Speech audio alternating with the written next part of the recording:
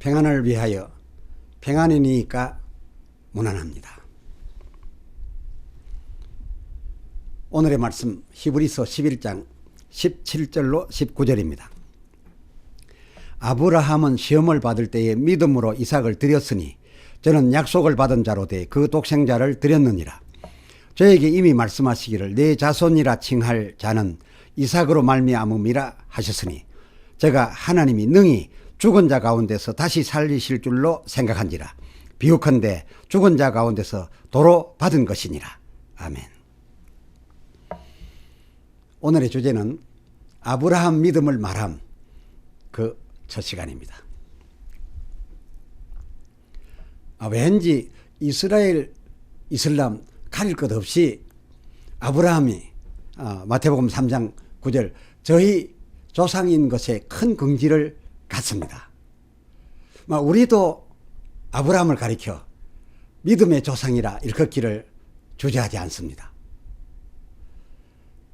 그런데 예수님은 어찌하여 이 아브라함과 그러는 그 자손들을 그 9절 하반절 평가 절하를 하셨을까요?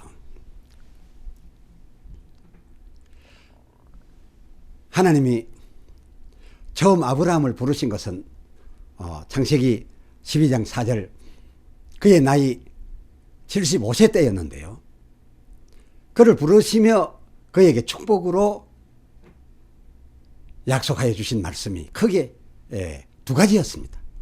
그 하나는 창세기 12장 1절 너는 너의 본토 친척 아비 집을 떠나 내가 지시할 땅으로 가라 였습니다. 그곳은 젖과 꿀이 흐르는 땅이었습니다. 그리고 그 둘은 2절 내가 너로 큰 민족을 이루고 내게 복을 주어 내 이름을 장대케 하리니 너는 복의 근원이 될지라 였었습니다. 물론 아브라함 그의 결과는 그렇게 되어졌습니다. 하지만 그렇다고 그것이 과연 아브라함 그의 순종과 그의 믿음의 결과였을까요? 놀랍게도 아니었습니다.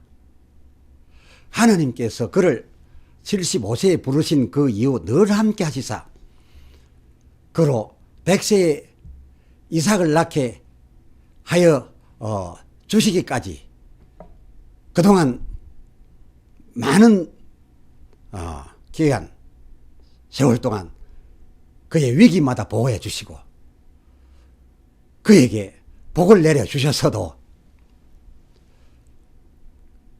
그러나 아직까지 근 40년 동안 아브라함에게서 그 주었던 바 복을 받을 만한 그런 완전한 믿음을 하나님으로서는 보실 수가 없으셨댔습니다.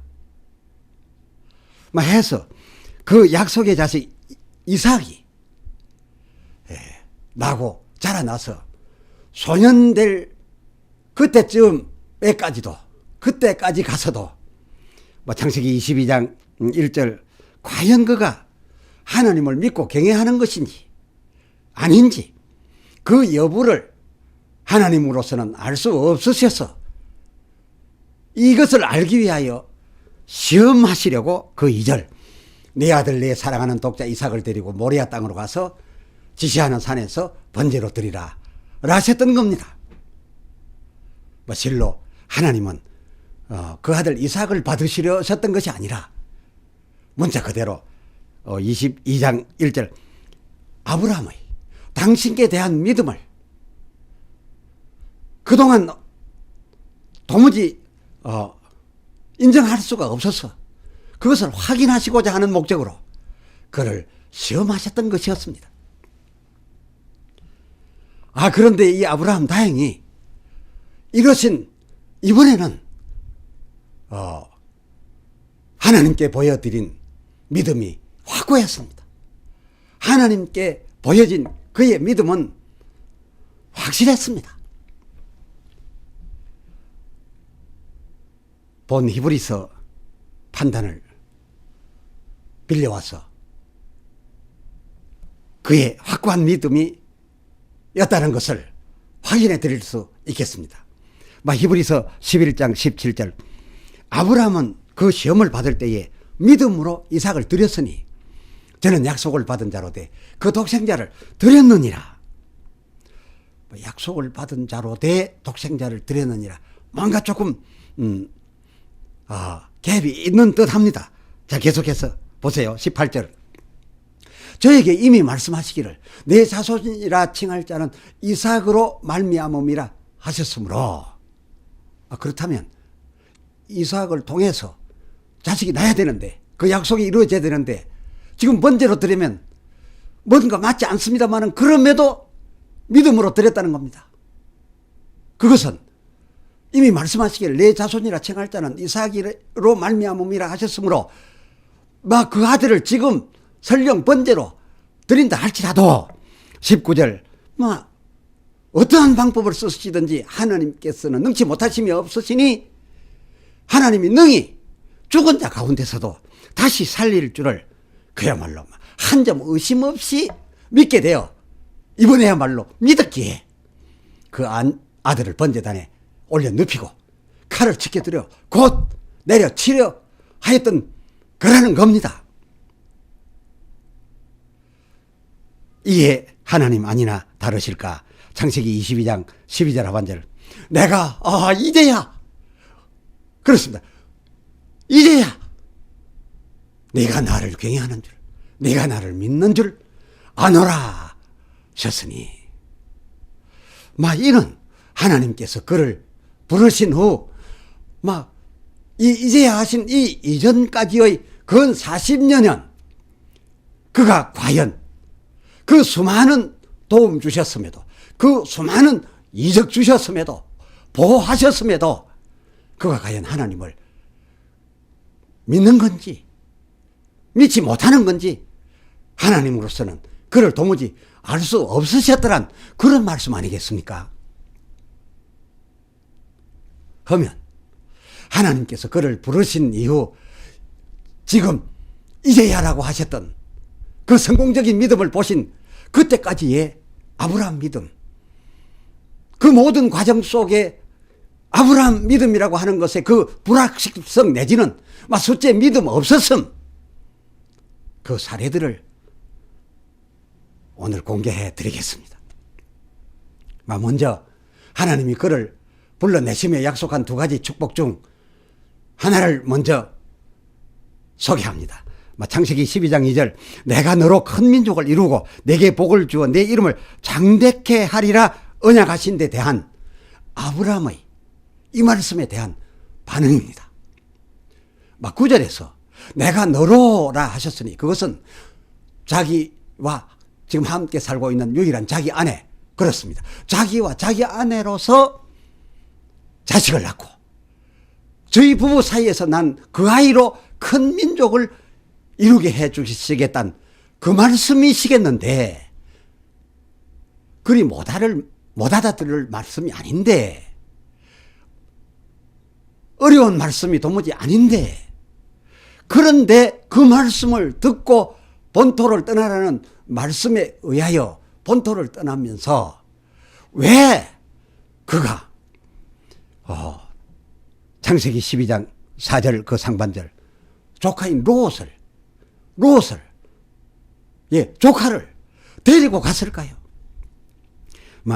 물론 그의 나이 75세였으니 75세 그때까지 무자식이어서 그렇습니다. 아버지, 어머니라고 불러줄 수 없는 그들 부부여서 다만 자기 형제의 자식이 삼촌, 숙모라고 불러줄 수밖에 없는 그런 제자식 없는 그 무자식 부부여서 이 같은 저희 형편 그 무자함 그대로를 그 나이 되도록까지였으니 아예 이제는 무자식한 부부라 하여 이 사실을 그대로 표현해서 저들 그 당시에 불러주던 그 풍습대로 자식 없다 뜻의 무자한 부부라는 뜻의 아브라함, 사레 이렇게 불러지게 되었던 부부였기로 마치 영화 늑대와 춤을 그것이 나오는 사람의 이름이었는데 그가 늑대와 춤을 추고 있었기에 그 모습 그대로를 이름화해서 불러주는 것이 저들의 이름 풍속이었던 것처럼 아브람 사례도 그런 무자인 저희 형편이어서 불러주게 된 그런 이름이었으니 해서 조카인 롯을 양절하여 그로서 위로를 받고 아쉽지만은 그로서 대를 이으려 했던 것은 어쩌면 저들 형편으로서야 무자 부부로서야 자연스러운 그런 일이었겠습니다만은 그러나 하나님이 그를 부르실 때 그 창세기 12장 2절 내가 너와 내 아내로 큰 민족을 이루리라 하셨던 이 하나님 말씀에 최소한의 믿음이라도 가졌더라면 그 떠날 때 어찌되었건 이 조카를 데리고 갔겠습니까? 미리 데리고 와 있었더라도 저희 부모에게 돌려주고 가도 되지 않았겠었습니까? 그는 하나님 이 약속 앞에서 아니어서 그랬는지 모르지만 결국 자기에게 별로 좋지 않게 하고 함으로써 떠나보내었더니 그가 결국 지가 정하는 대로 큰 성읍 소돔을 향하여 가고 말았었지요. 얼마 지나지 않았어. 이 아브람 사라 이들 부부가 엉뚱한 마음으로 한뜻 됐습니다. 엉뚱하게 한마음 한뜻 해가지고서 저들이 합의해서 한다는 것이 사라의 여종 하가를 들여서 아브라함과 동침하게 하고 이스마엘을 낳았지 뭡니까? 저들 딴에는 이제 조금 더 늦으면 이게 아무것도 안 된다 싶어서 그랬겠지요. 이렇게까지 했으니 하나님이 보실 때 이들이 하나님 당신의 말씀에 대한 믿음이 있다고 보았겠습니까? 볼 수 없지요. 그럼에도 하나님 또 창세기 17장 5절 하반절 내 아내 사례는 이름을 사례라 하지 말라. 사례라 하니까 또 너를 아브라함이라 하니까 너희가 그저 너희 신세는 그럴 수밖에 없는 그런 신세요. 그런 팔자라고 여기서 자꾸 이렇게 한 모양인데 이제는 그 이름을 사라라 하라. 내가 그로 열국의 어미가 되게 하니 민족의 왕이 내 아내 사라에게서 나게 하리라 라고 또 해 주셨으니 하나님의 이 아브라함에 대한 이 처음 약속 이행 그 의지가 얼마나 컸습니까? 대단했습니다. 더하여 창세기 17장 2절 이 내 언약은 내가 명년 이맘때 이 기한에 내가 다시 오리니 사라가 내게 낳을 자식 이삭과 세우리라 라고까지 말씀해 주시지 않았었습니까? 그쯤 됐으면 당시에야 저희 아내 사례가 그 몸으로 느낄 수 없었어도 그쯤엔 하나님 말씀이 그렇다라고 하면 그 사라가 그때는 이미 임신하는 것 아니었겠습니까? 명년 이맘때에 내가 다시 와서 그 낳은 자식과 이 약속을 이어가리라 하셨으니 말입니다. 놀라지 마십시오. 그런데도 그쯤 됐는데 그렇게까지 하셨는데도 저들 부부 그 시점까지도 하나님 그 말씀 믿지 못했습니다. 여러분 놀랍습니까? 설마 그랬으려고요? 여러분 그런 마음이시죠? 그러나 보십시오. 바로 그때 그 17절 창세기 그 17장 17절 아브라함이 엎드려 웃으며 심중에 이르되 100세 된 사람이 어찌 자식을 낳을까? 사라는 90세니 어찌 생산하리요? 라고 중얼댔습니다. 그러면서 그 하나님께 이럴 수까지 있었을까요? 아브라함은 그 18절 저희가 만들어 놓은 그 이스마엘 가리키면서 하나님 이 이스마엘이나 내 자식 해가지고서 앞으로 하나님 앞에서 계속 살아가기를 원하나이다 라고 하였댔으니 정말 이 아브라함 그랬더란 말입니까? 여러분 그렇게 다시 되묻고 싶지 않습니까? 그러나 이것이 사실입니다. 하나님에 대한 최소한의 믿음이 있었더라면, 하나님에 대한 최소한의 경외라도 있었었음 이 아브라함 이러지 못하는 거죠. 저들 부부 이런 믿음의 이 나약한 믿음, 이 형편없는 믿음, 이 상태, 이 가운데 낳던 아들이, 그 내년 이맘때에 낳던 아들이 이삭이면, 이렇게 해서 난 이 이삭을 두고 어찌 아브라함 저의 믿음의 결과라 이렇게 우리가 말해온 것처럼 계속 주장해도 되겠는지요? 그러나 이 아브라함 이번에는 달랐습니다. 자기가 그동안 하나님께 대하여 믿음이라는 것 제대로 못 보이고 그러하였음에도 하나님께서는 한 점 흔들리심 없이 하나님이 자기에게 대하여 하신 말씀 그대로, 그것도 하나님께서 아브라함 자기의 모습은 아직 아닌데, 믿음도 아직 없는데 당신의 때가 차니까, 당신의 마음에 두셨던 그 기한이 이르니까 그대로 역사를 하셔서 이 이삭이 덩그러니 나아지고 보니 역사를 하시니, 아브라함 그제서야 비로소, 이 얼마 만에 비로소입니까? 75세 때부터 지금 100세가 훨씬 넘어 이때입니다. 비로소 그제서야 하나님을 이제는 하나님이 원하는 수준만큼 믿었던 겁니다. 그야말로 근 40년에 걸쳐서 못 믿고 못 믿다가 실패하다가 또 복받고 또 회개하고 이러한 것이 겹쳐지면서 겨우 이제야 하나님이 되었다라고 하는 그 수준까지 성장한 그런 믿음이었습니다. 하나님께서도 얼마나 기쁘셨던지 바로 그 믿음을 보자마자 그 순간을 놓치지 아니하시고 창세기 22장 12절 하반절, 내가 이제야 네가 나를 믿고 경외하는 줄 이제 참으로 비로소 알았노라 하셨습니다.